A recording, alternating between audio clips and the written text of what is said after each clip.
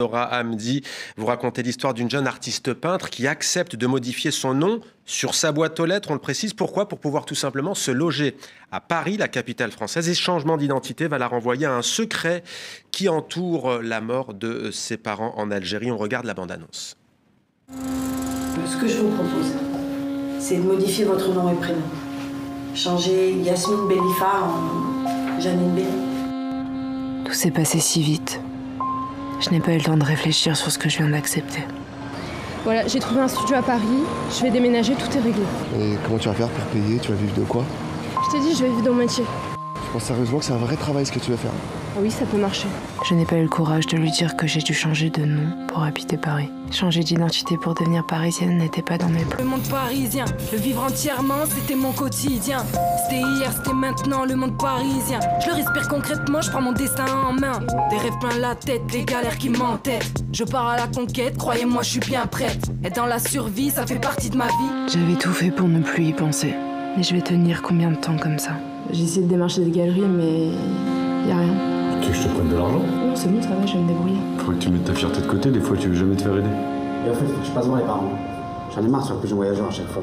Non, mais c'est la même chose. Si je suis pas venue te voir à Paris, c'est parce que c'est vrai. Je suis d'accord avec ton oncle. Faut que tu te mettes à ma place. Et vous, à la mienne?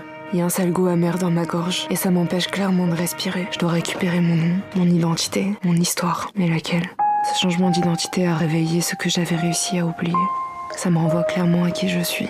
Mais en fait, qui je suis? Tu as la couleur dans les mains. Et je dois te parler de cette chose que tu portes. La couleur dans les mains. Yasmine, jouée par Kenza Moumou, accepte donc de changer son nom et il y aura des conséquences. Qu'est-ce que ça va provoquer chez elle, Nora Hamdi?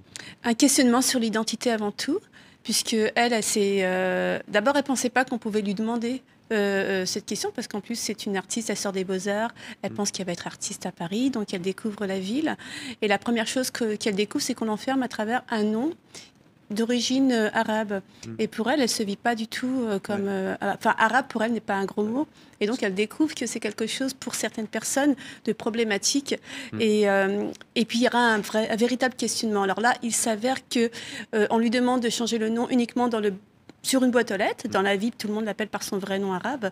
Mais sur la boîte aux lettres, le fait de voir un autre nom français va la questionner et elle va entrer en bataille avec ce nom-là. Et ça va résonner en elle sur un secret qu'elle porte depuis sa naissance, que son oncle ne veut pas lui délivrer. Ouais. Juste pour revenir sur la question de l'identité, elle se voit avant tout comme une artiste, comme une jeune artiste qui débute, qui veut percer. Et on voit par exemple ce couple de collectionneurs qui la ramène à la religion. Il n'y a pas que le nom, qui la ramène de manière naïve et parfois maladroite, sans forcément vouloir blesser. Il y a cette anecdote, c'est du vécu? Ça, c'est du vécu. Moi, pardon. Déjà aux Beaux-Arts, j'étais un peu... Moi, c'était dans les années 90. J'étais un des seuls profils arabes à chaque fois que j'allais quelque part.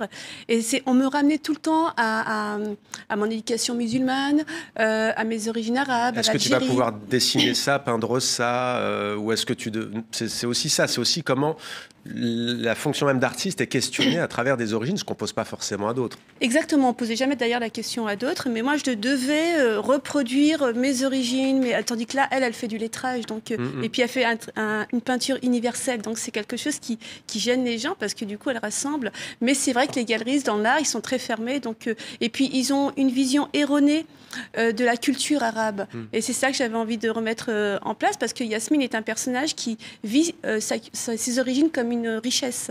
Donc, elle ne comprend pas, en fait, la vision négative qu'on a sur elle. Et puis, elle va faire un gros travail dessus, en fait. Et vous êtes inspiré d'une histoire familiale, notamment lors de l'attentat à l'aéroport d'Alger en 1992, le 26 août. C'est d'ailleurs à ce moment-là que vous commencez la peinture. En effet, quand j'ai commencé la peinture, eh bien, mes parents étaient, comme chaque année, comme beaucoup d'immigrés en Algérie. Et donc, ils rentraient en France. Et lorsque l'aéroport Ouari Boumedienne a explosé, ils étaient sous les débris. Ils allaient entrer dans l'aéroport. Et à l'époque, il n'y avait pas de portable. Donc, nous, on était à la télé. On ne savait pas s'ils allaient rentrer, s'ils étaient vivants. Et ça m'a énormément traumatisée parce que c'est là où le début du terrorisme a commencé. Et c'est là où j'ai compris que les premières victimes du terrorisme étaient les musulmans.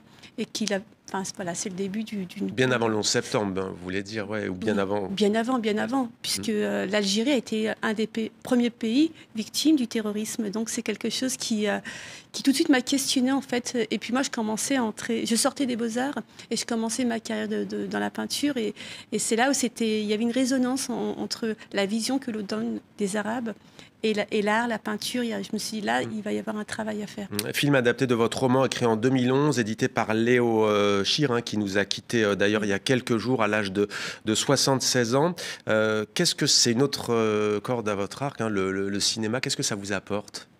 Ça m'apporte un prolongement de l'écriture, mais en images. C'est quelque chose c'est pas la même chose, c'est pas la même écriture, parce que le roman, l'écriture romanesque est quelque chose de beaucoup plus sans limite, tandis que le cinéma, il y a quand même certaines limites, puisque d'un coup, le concret se met en place à travers les acteurs et les actrices, l'écriture également, puisque ce qu'on a écrit est dans les mots des acteurs et des actrices, avec leur travail, donc il y a toute une collaboration qui se fait.